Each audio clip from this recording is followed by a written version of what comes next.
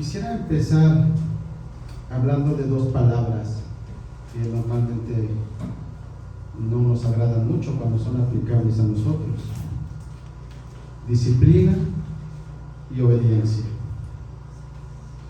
Son dos palabras que, como he dicho, no nos gustan mucho cuando son aplicables a nosotros. Incluso podríamos decir que hasta nos da escalofrío cuando escuchamos estas palabras. Cuando alguien se acerca a nosotros para disciplinarnos o para decirnos algo que tenemos que hacer, no nos gusta.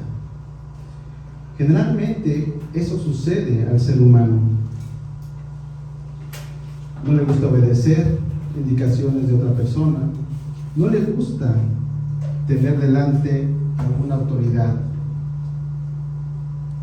no le gusta que lo corrijan cuando ha hecho algo incorrecto.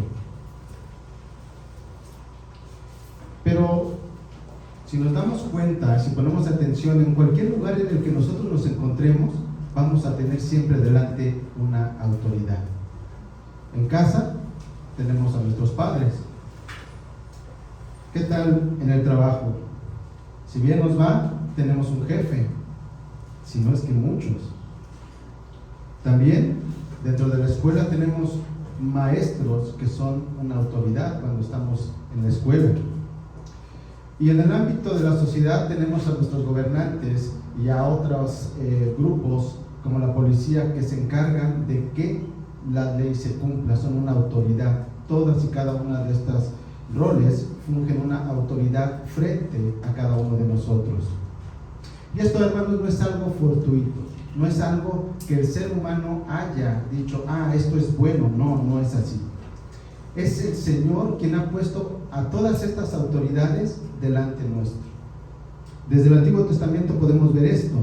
En Daniel capítulo 2, versículo 21, Daniel nos dice que el Señor es el que muda los tiempos y las edades, quita reyes y pone reyes. Pero también en el Nuevo Testamento, el apóstol Pablo nos habla acerca de qué es lo que debemos hacer delante de las autoridades. Tito 3:1, recuérdales que estén sujetos a los gobernantes y a las autoridades, que sean obedientes y que estén preparados para toda buena obra. También el apóstol Pedro habla acerca de esto. Y este versículo, hermanos, es un versículo que creo que nos cuesta mucho trabajo. Primera de Pedro 2, versículo 18. Siervos, estén sujetos a sus amos con todo respeto, no solo a los que son buenos y afables, sino también a los que son insoportables.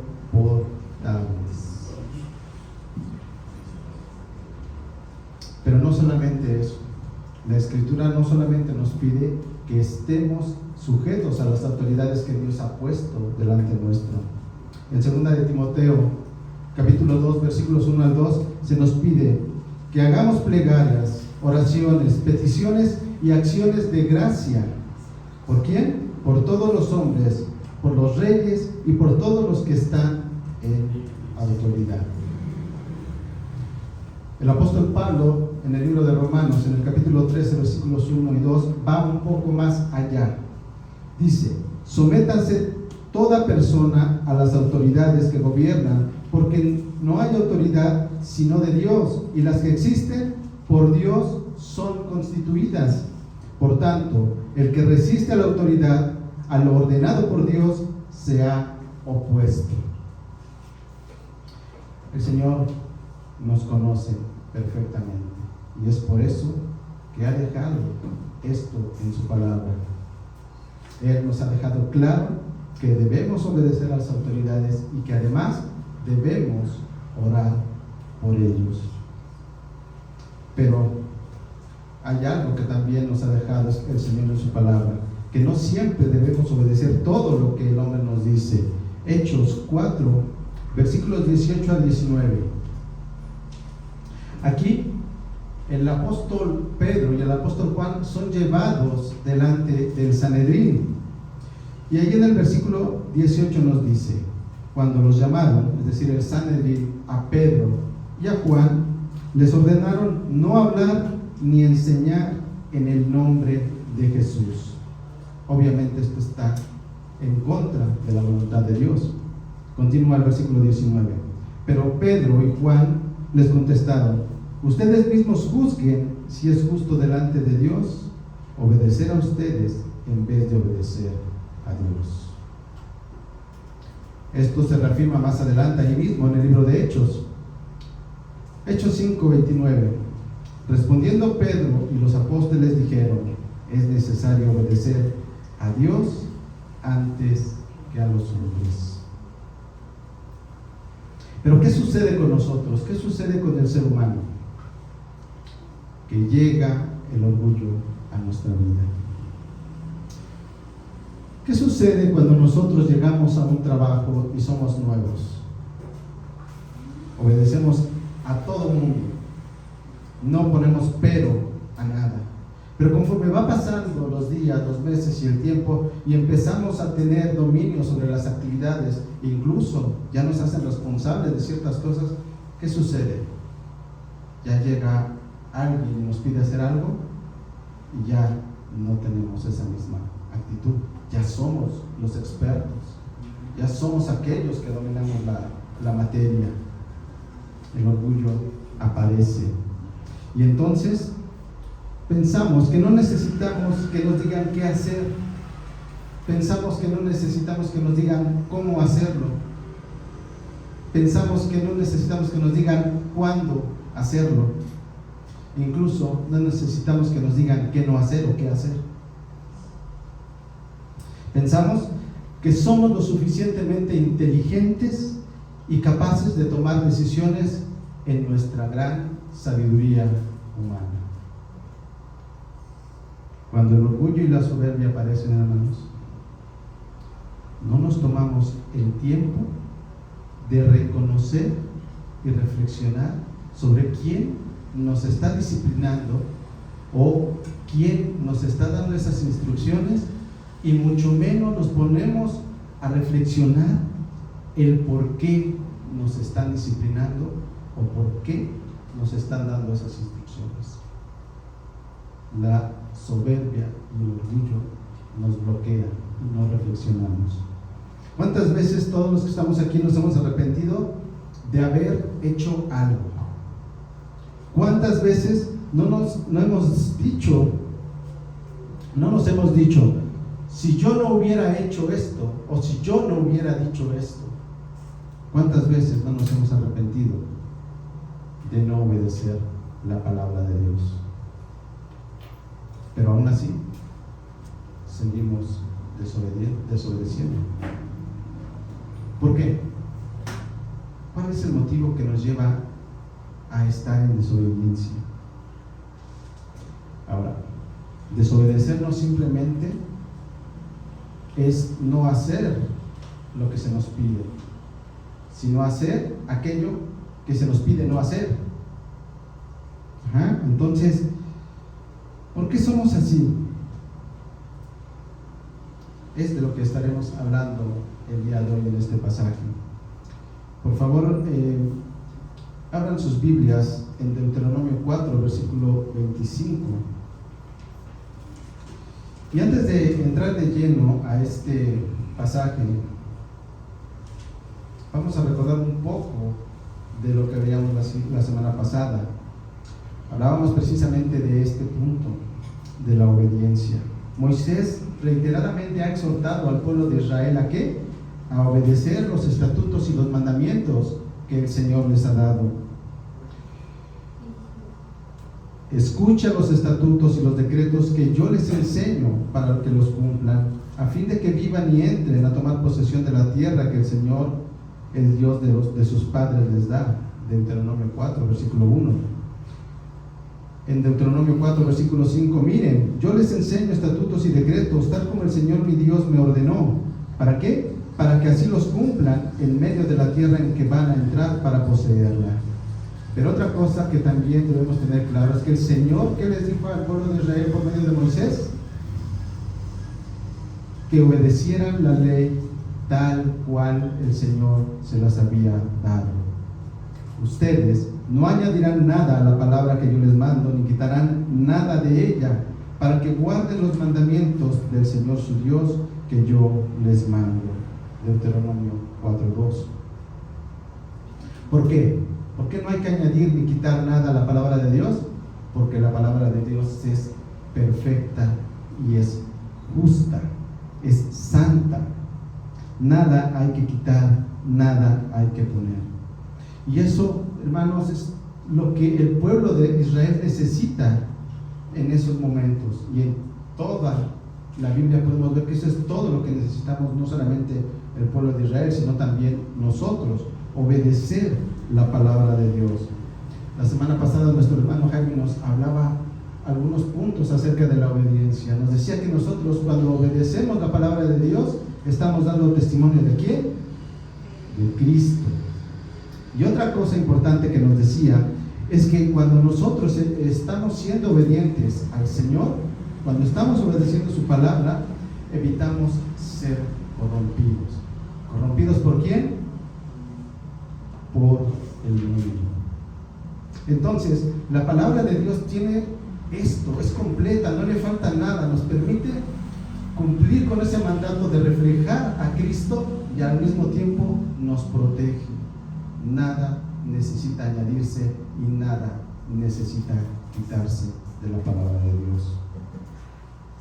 Ahora, si esto lo sabía el pueblo de Israel y si esto lo sabemos hoy nosotros, ¿por qué insistimos en desobedecer? ¿Por qué? Recordemos un poco qué sucedió en el Sinaí. ¿Qué es lo primero que les pidió el Señor en el monte Sinaí a los israelitas? Que también nos pide a nosotros. ¿Cuál es el primer mandamiento? Yo soy el Señor tu Dios, que te saqué de la tierra de Egipto, de la casa de servidumbre. No tendrás otros dioses delante de mí. Es claro.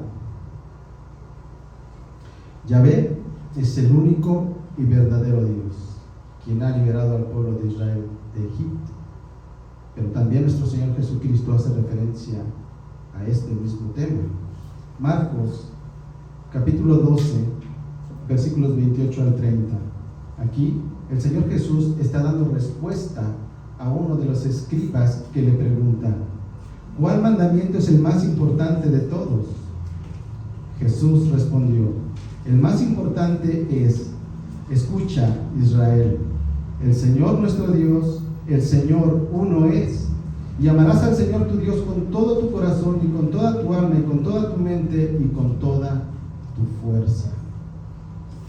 Nuevamente, Yahvé es el único Dios, el único y verdadero Dios. Y Él nos ha liberado a nosotros hoy de la esclavitud del pecado. Estos versículos son una clara advertencia de estar en contra, que nos muestra que el Señor está en contra de la idolatría. Y precisamente ahí nos quedamos la semana pasada. Deuteronomio 4, versículos 23 y 24. Tengan cuidado, pues no sea que olviden el pacto que el Señor su Dios hizo con ustedes, y se hagan imagen tallada en forma de cualquier cosa que el Señor tu Dios te ha prohibido, porque el Señor tu Dios es fuego consumidor y un Dios celoso. Esta advertencia al pueblo de Israel, nosotros también la debemos tomar muy en serio. Y debemos reflexionar sobre la manera en la que estamos viviendo. ¿Por qué el Señor hizo esta advertencia al pueblo de Israel? Porque sabía que estaría rodeado de pueblos idólatras. Él hizo esta advertencia para guardarlos de la corrupción y, como ya hemos dicho, para que entonces a su vez ellos reflejaran que son verdaderamente el pueblo de Dios, que son un pueblo santo, que son un pueblo sabio, que son un pueblo inteligente. Veíamos la semana pasada. Y lo mismo hace hoy con nosotros, nos advierte contra esa idolatría. Si bien es cierto que nosotros el día de hoy, espero, no nos pongamos a tallar madera o a hacernos ídolos. Hoy nosotros podemos crear, sin darnos cuenta, un ídolo en nuestro corazón. Tengamos cuidado de no hacer de nuestro trabajo un ídolo. Tengamos cuidado de no hacer de nuestros estudios un ídolo. Tengamos cuidado de no hacer del dinero un ídolo. Tengamos cuidado de incluso hacer un ídolo a alguna persona. Incluso nosotros mismos podemos ser nuestro propio ídolo. La idolatría corrompe y lleva a un camino. Nos lleva a ese camino que regresa a la esclavitud. Deuteronomio 4, 25 al 28. Cuando hayan engendrado hijos y nietos y hayan permanecido largo tiempo en la tierra y se corrompan y hagan un ídolo en forma de cualquier cosa y hagan lo que es malo ante los ojos del Señor su Dios para provocarlo a ira, hoy pongo por testigo contra ustedes el cielo y a la tierra, que pronto serán totalmente exterminados de la tierra donde van a pasar el Jordán para poseerla. No vivirán por mucho tiempo en ella, sino que serán totalmente destruidos. El Señor los dispersará entre los pueblos y quedarán pocos en número entre las naciones a donde el Señor los llevará. Allí ustedes servirán a dioses hechos por manos de hombre, de madera y de piedra, que no ven, ni oyen, ni comen, ni huelen.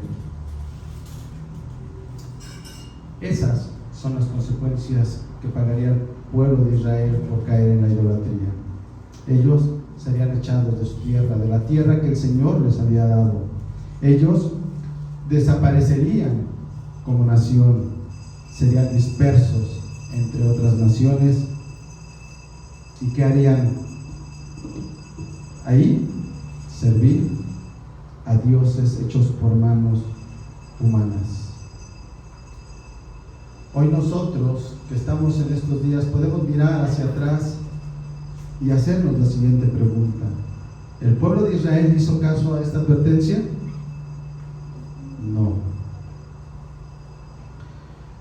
De hecho, estos versículos que acabamos de leer son unos versículos, y esta es una profecía que se cumplió en los cautiverios asirio y babilónico. Israel cayó en la idolatría y fueron conquistados, primeramente el reino del norte por Asiria y posteriormente el reino de Judá por Babilonia. Entonces, después de toda esta advertencia, ¿por qué no hizo caso Israel? ¿Qué fue lo que llevó al pueblo de Israel a la idolatría? Es algo que nosotros podemos ver y que debemos considerar también hoy en nuestros días. El texto nos deja entrever algo que sucedió. El Señor había llevado al pueblo de Israel a esa tierra fértil, como nos dice la Escritura, una tierra que emana leche y miel, una tierra fértil. El versículo 25 nos dice que eso sucedería con el paso del tiempo. Nos dice que eso sucedería cuando ellos tuvieran hijos y nietos, cuando hubieran estado un tiempo en esa tierra fértil. Entonces, ¿cuál era la situación en esos momentos del pueblo de Israel?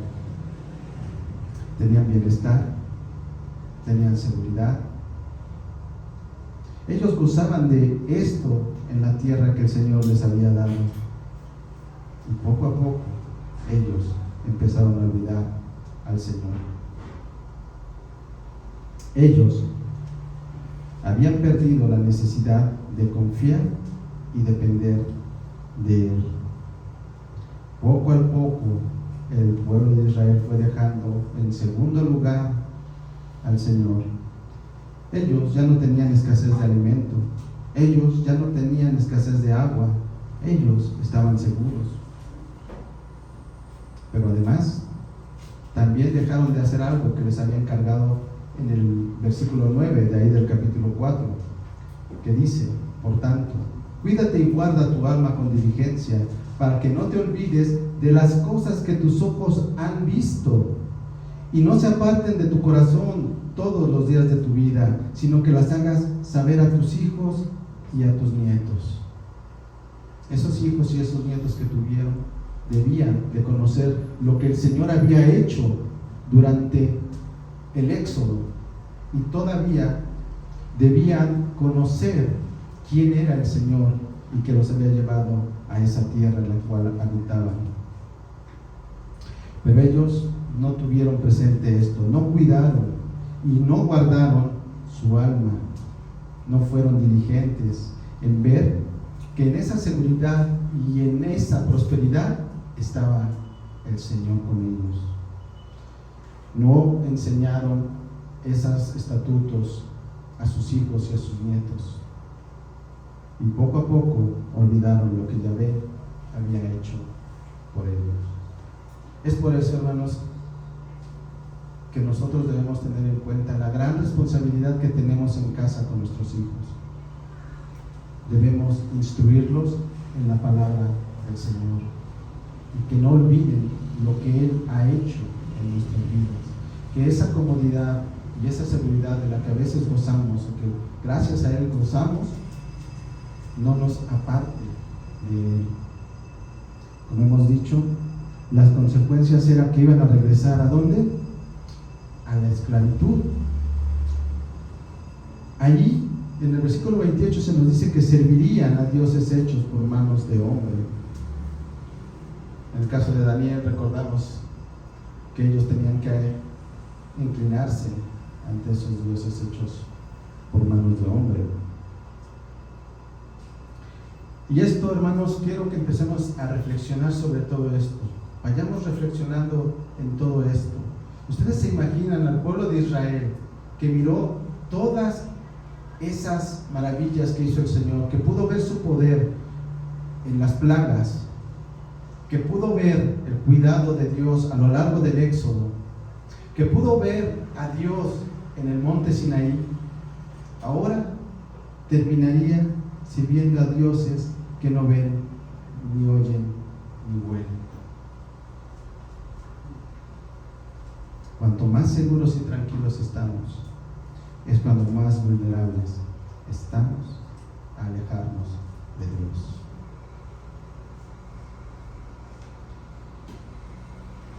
Debemos tener cuidado. Eso debe ser una fuerte advertencia para nosotros, porque si solamente buscamos al Señor cuando estamos pasando por aflicciones o por dificultades, ¿qué hacemos el resto del tiempo?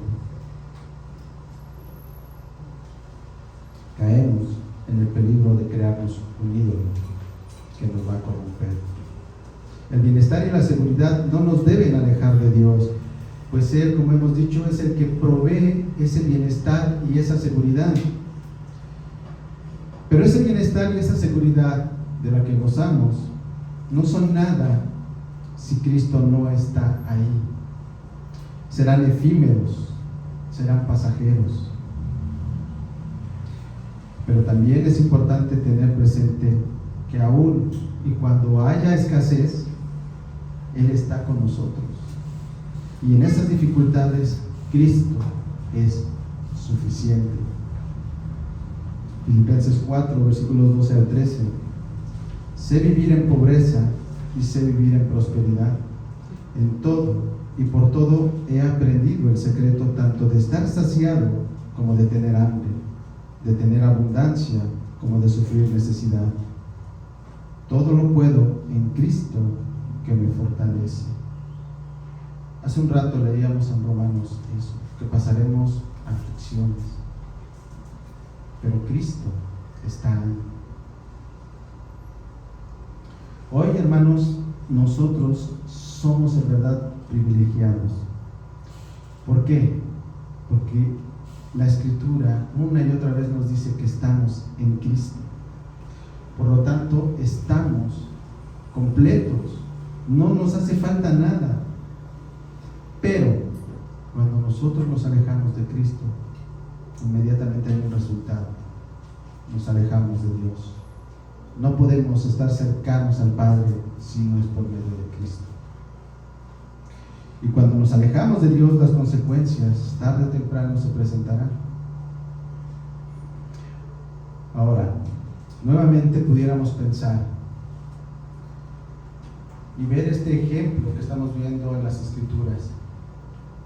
¿Es excesivo el castigo al pueblo de Israel por caer en la idolatría? ¿Es excesivo el castigo de Dios? Si nosotros pensamos que es excesivo, estamos en problemas. Porque esa manera en la que pensamos nosotros es lo que nos impide a nosotros mirar más allá. Es porque nosotros no conocemos realmente a Dios. Si nosotros pensamos que el castigo del Señor al pueblo de Israel es excesivo, o cuando el Señor deja que las consecuencias de la desobediencia del hombre aparezcan, pensamos que es excesivo, tenemos un problema. No conocemos al Señor verdaderamente.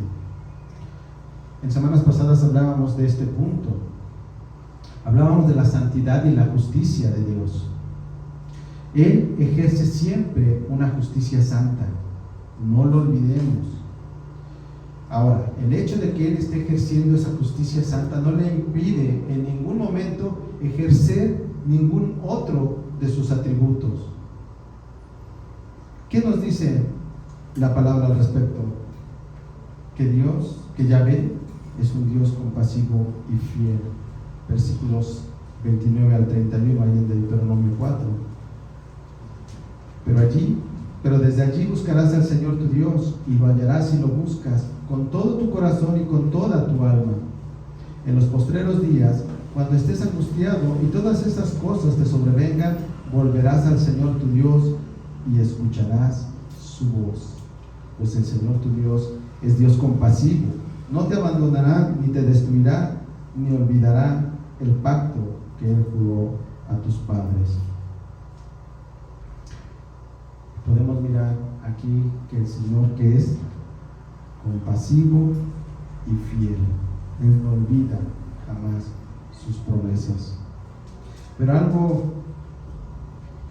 hermanos, que debemos mirar aquí, que debe de llamar mucho nuestra atención, es lo que tenemos en el versículo, al final del versículo 30. Cuando estés angustiado y todas esas cosas te sobrevengan, volverás al Señor tu Dios y escucharás su voz. Qué promesa tan hermosa. Escucharás su voz. Pero obviamente viene precedida de lo que nos dice el versículo 29. Cuando nosotros le busquemos con todo nuestro corazón, con toda nuestra alma, en arrepentimiento, si es el caso, de la desobediencia. Muy probablemente todos los que estamos aquí hayamos pasado por alguna situación de este tipo, en la que hayamos desobedecido al Señor y eso nos haya traído consecuencias. ¿Por qué? Porque la desobediencia no es exclusiva del pueblo de Israel. Pero en esa angustia podemos clamar a Él, y como hemos leído, escucharemos su voz. Pero ¿por qué hace eso Dios? ¿Por qué el Señor hace eso? Hace un rato leíamos también. Antes de conocerlo éramos sus enemigos y Él nos ha reconciliado. ¿Por qué hace esto? Ya hemos visto, porque Él es fiel y compasivo. La fidelidad de Dios y su compasión la podemos ver a lo largo de toda la Escritura. Leamos algunos ejemplos. En Éxodo 3, versículo 7, dice el Señor: ciertamente he visto la aflicción de mi pueblo, he escuchado su clamor, estoy consciente de sus sufrimientos. Como podemos ver, aún en esos momentos de aflicción de los que hablábamos hace un rato, Él está ahí, Él está cercano. Y a veces nosotros pensamos que nos ha abandonado, pero no es así. Él escucha el clamor de sus hijos. Éxodo 32, versículos 11 al 14. Entonces Moisés suplicó ante el Señor su Dios y dijo: oh Señor, ¿por qué se enciende tu ira contra tu pueblo, que tú has sacado de la tierra de Egipto con gran poder y con mano fuerte? ¿Por qué han de hablar los egipcios diciendo: con malas intenciones los has sacado para matarlos en los montes y para exterminarlos de la superficie de la tierra? Vuélvete de tu ardor, del ardor de tu ira, y desiste de hacer daño a tu pueblo. Acuérdate de Abraham, de Isaac y de Israel, tus siervos, a quienes juraste por ti mismo y les dijiste: yo multiplicaré la descendencia de ustedes como las estrellas del cielo. Y toda esta tierra de la cual he hablado daré a sus descendientes, y ellos la heredarán para siempre. Y el Señor desistió de hacer el daño que había dicho que haría a su pueblo. Algo importante que nosotros debemos tener en cuenta es que el Señor no nos llama a formar parte de su pueblo para castigarnos una y otra vez. No, Él nos ha llamado para tener una comunión con Él, para estar cercanos a Él. Pero ¿por qué hace esto entonces? Bueno, el pecado hemos dicho reiteradas veces, que es aquello que nos separa de Dios. ¿Por qué? Porque Él es santo. Ahora, cuando nosotros hemos pecado contra el Señor y clamamos a Él, como hemos dicho, Él nos recibe. Pero nuevamente, no es por algo bueno que nosotros hayamos hecho, no es por algo que nosotros hayamos merecido, sino, ¿por qué? Porque Él es misericordioso, porque Él es compasivo y porque Él es fiel. El versículo 31 nos lo dice: es Dios compasivo, no te abandonará ni te destruirá ni olvidará el pacto que juró a tus padres. Ahora, aquí podríamos tal vez decir, bueno, eso fue un juramento que hizo a Abraham, a Isaac y a Jacob, pero nosotros tenemos algo mejor. Nosotros como iglesia tenemos una promesa en Cristo. Romanos 8, versículos 38 al 39. Porque estoy convencido de que ni la muerte ni la vida, ni ángeles, ni principados, ni lo presente, ni lo porvenir, ni los poderes, ni lo alto, ni lo profundo, ni ninguna otra cosa creada nos podrá separar del amor de Dios que es en Cristo Jesús, Señor nuestro. Hermanos, reflexionemos en esto. El Padre nos ama porque estamos en el Hijo. El amor del Padre por el Hijo es eterno. Y al estar nosotros en Cristo, somos partícipes de ese amor eterno. Nada nos podrá separar del amor de Dios que es en Cristo Jesús. Esto debemos entenderlo y comprenderlo. Es una realidad para cada verdadero creyente y es una realidad para cada uno de los que hemos rendido nuestra vida a Dios.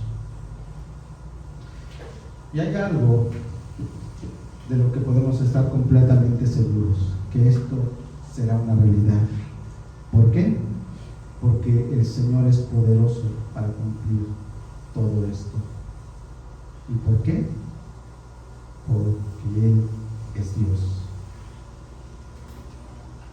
Solo hay un Dios. Deuteronomio 4, versículos 32 al 35. En estos versículos se nos deja ver que no hay nada que se compare al poder de Dios. No hay nada que se compare a sus obras. Versículo 32. Ciertamente pregunta ahora acerca de los tiempos pasados que fueron antes de ti, desde el día en que Dios creó al hombre sobre la tierra. Averigua desde un extremo de los cielos hasta el otro. ¿Se ha hecho cosa tan grande como esta? ¿O se ha oído algo como esto?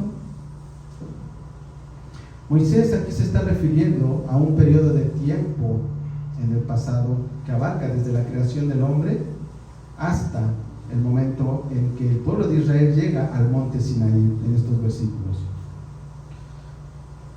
Ahí, prácticamente las preguntas que está haciendo Moisés al pueblo de Israel es: desde que existe el hombre hasta ese momento en el Sinaí, ¿ha pasado algo semejante a lo que ustedes han visto? ¿Alguien en algún lugar ha registrado eventos como los que ustedes han vivido? La respuesta obviamente es que no. Y tal vez nosotros, hermanos, el día de hoy pudiéramos hacernos la siguiente pregunta: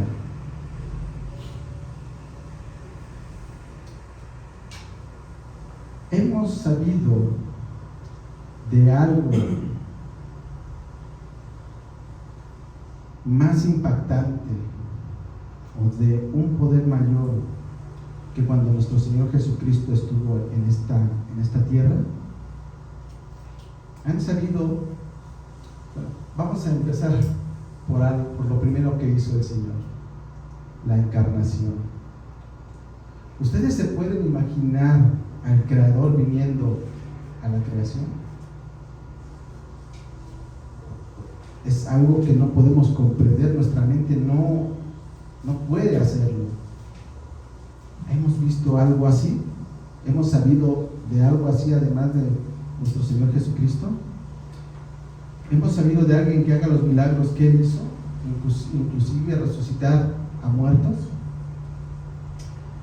¿Hemos visto a alguien obedecer a Dios como Él lo obedeció? ¿Hemos visto a alguien que haya resucitado de la muerte? ¿Hemos visto a alguien que haya vencido la muerte? No. Pero muchas veces nosotros no miramos el poder de Dios en todo esto. Con esto, Jesús comprobó que era quien decía ser: el Hijo de Dios. El Señor, el Dios Todopoderoso, se ha mostrado a su pueblo de una manera progresiva, y lo podemos ver a lo largo de la Escritura. Pero además de esto, en los versículos 33 al 35, ese Dios Todopoderoso nos deja ver algo más: que Él no es un Dios lejano, que es un Dios que ha estado siempre cercano a su pueblo. Versículo 33: ¿ha oído pueblo alguno la voz de Dios, hablando del medio del fuego como tú lo has oído y has sobrevivido? ¿O ha intentado Dios alguno tomar para sí una nación del medio de otra nación, con pruebas, con señales y maravillas, con guerra y mano fuerte y con brazo extendido y hechos aterradores, como el Señor tu Dios hizo por ti en Egipto delante de tus ojos? A ti te fue mostrado para que supieras que el Señor, Él es Dios, ningún otro hay fuera de Él. Ninguna nación podría decir que había escuchado la voz de Dios. Ninguna nación podría decir que fue redimida de una nación más fuerte. Solo Dios puede hacer eso. Y así como en aquel momento el Señor redimió al pueblo al pueblo de Israel de Egipto, también a nosotros se ha mostrado de la misma manera. Ahí vemos que el Señor se reveló al pueblo de Israel, pero a nosotros se nos ha revelado ¿en quién? En Cristo. A nosotros no solo se nos ha revelado el Hijo, sino que además el Hijo nos ha revelado al Padre. Pero además el Hijo nos ha redimido en la cruz, y por si fuera poco, el Hijo nos ha sido dado.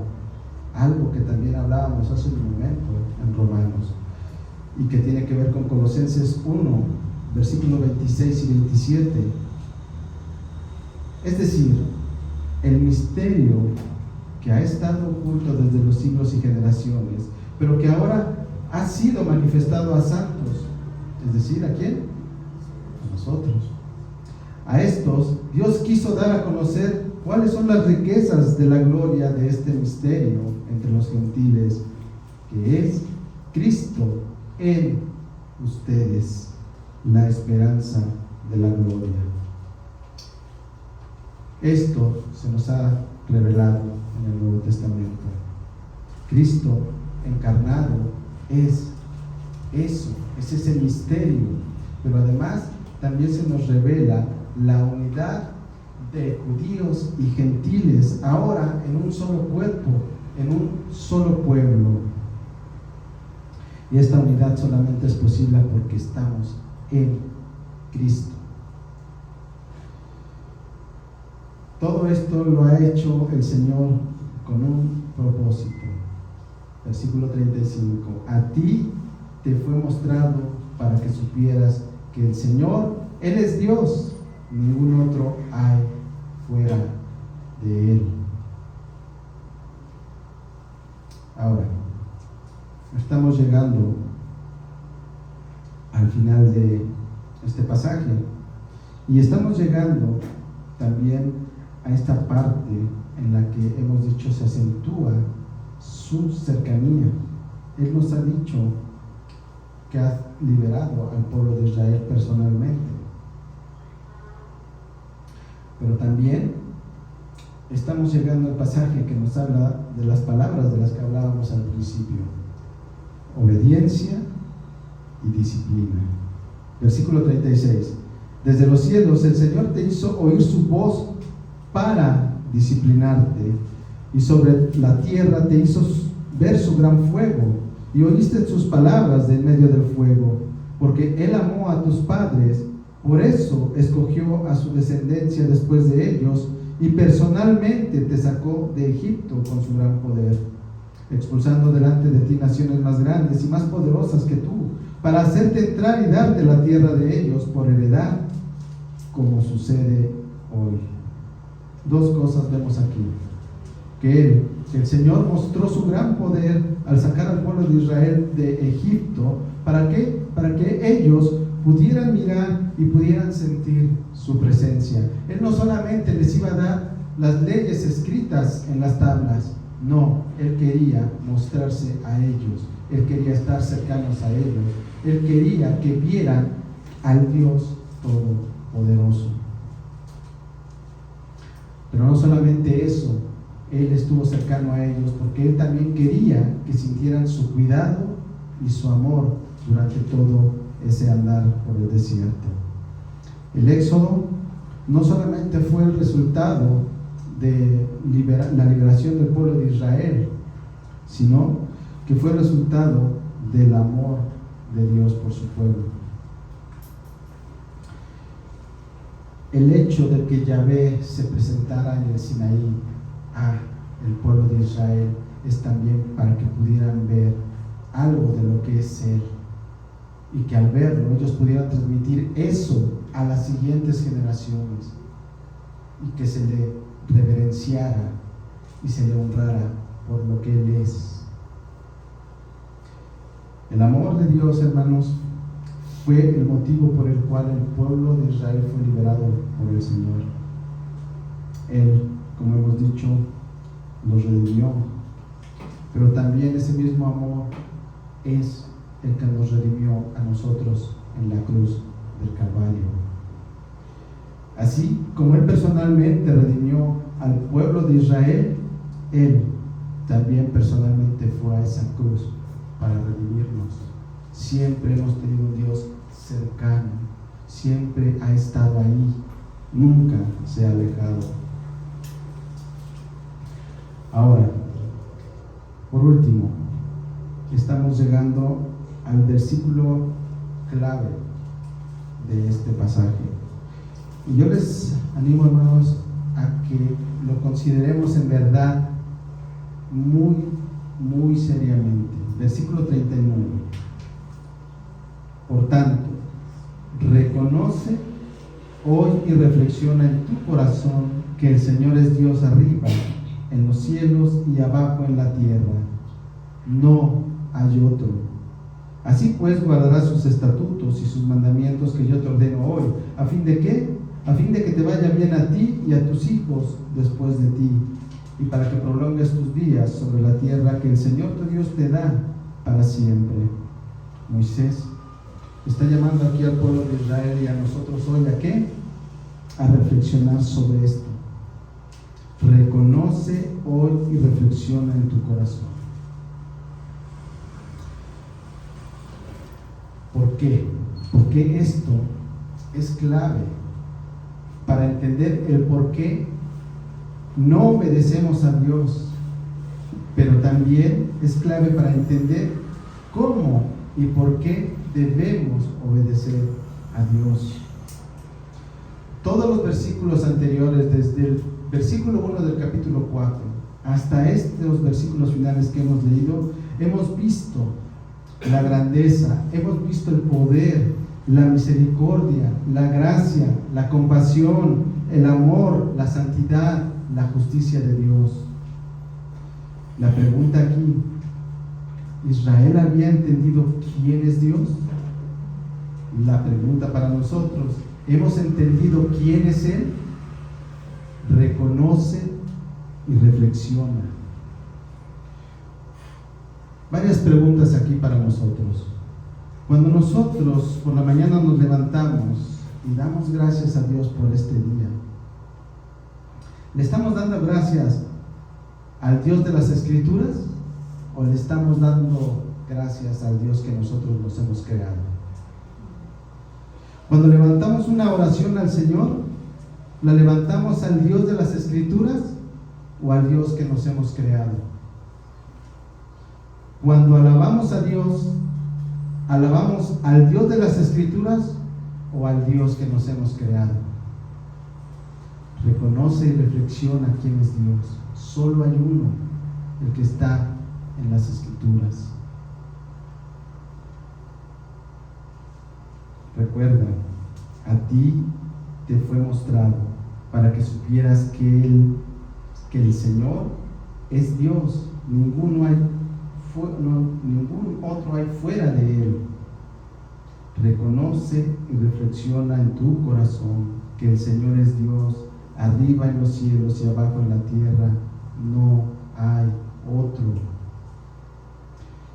Y a nosotros Cristo se nos fue revelado también.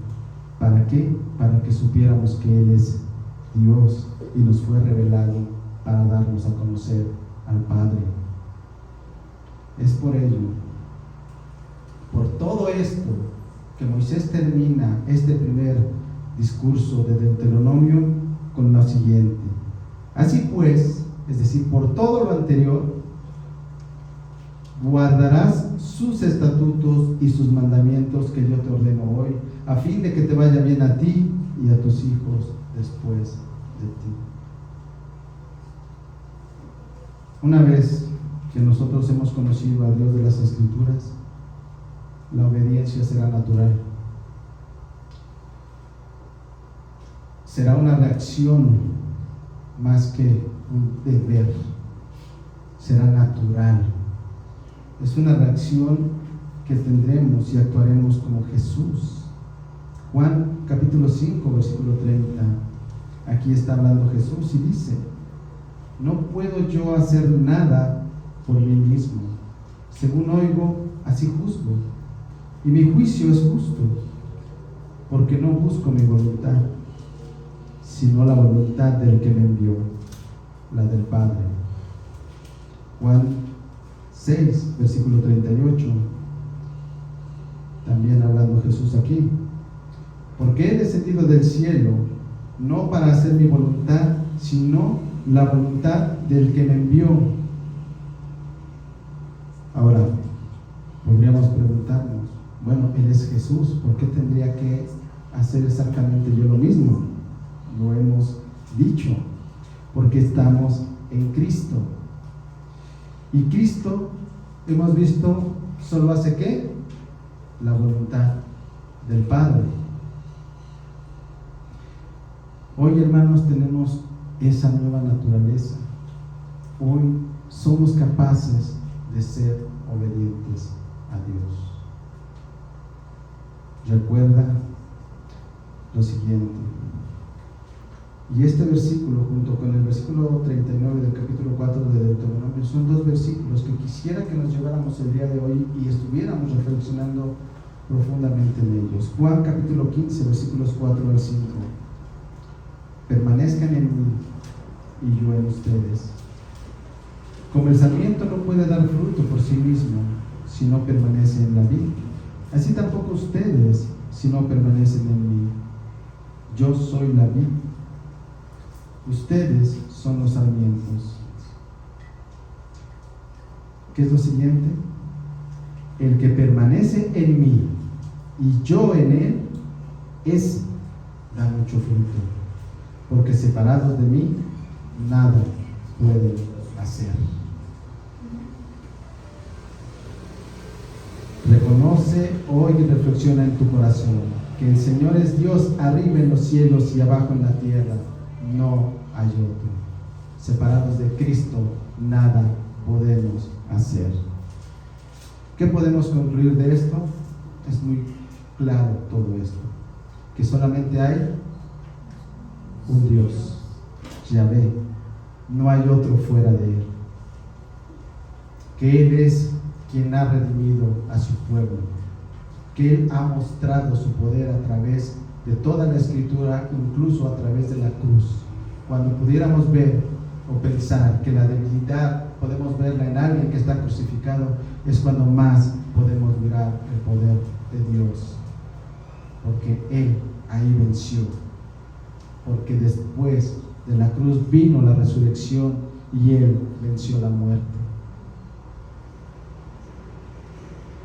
A través del ministerio de Jesús y del Éxodo podemos ver la cercanía de Dios hacia nosotros, hacia su pueblo. Otra cosa que podemos concluir es que debemos obedecer a Dios. ¿Por qué?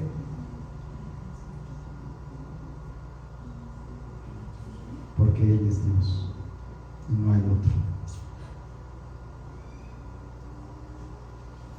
Si no obedecemos al Señor, es porque no le hemos conocido realmente. Si frecuentemente estamos en esa desobediencia, si frecuentemente estamos en ese pecado, no hemos conocido al Dios de las Escrituras. ¿Por qué? Porque no estamos en el temor del Señor. Otra pregunta aquí: ¿hay algo que nos esté alejando de Dios? ¿Hay un ídolo? Cuando nosotros frecuentemente estamos desobedeciendo al Señor, hermanos, estamos menospreciando la cruz, estamos menospreciando el sacrificio de Cristo en esa cruz. Así que el desafío que tenemos nosotros es reconocer y reflexionar en nuestro corazón quién es Dios. Que nuestras comodidades, nuestra seguridad, nuestros trabajos, todas las actividades que nosotros tengamos, los estudios, nuestros pasatiempos, todo, ¿no? Esa comodidad y esa seguridad que tengamos no nos aparten de Dios. No permitamos que el mundo nos llame, nos absorba y nos corrompa. Hemos visto las consecuencias de alejarnos de Dios. Pero que tampoco nuestros problemas y nuestras aflicciones nos separen de Él, porque hemos visto que Él está cercano a nosotros, porque hemos visto que cuando nos volvemos a Él con un corazón arrepentido, cuando le buscamos de todo corazón y con toda nuestra alma, escucharemos su voz. Y por último, recuerda lo siguiente: el que permanece en mí y yo en él, ese da mucho fruto, pero separados de mí nada pueden hacer. Reconozcamos y reflexionemos sobre quién es Dios y lo que ha hecho por nosotros. Padre,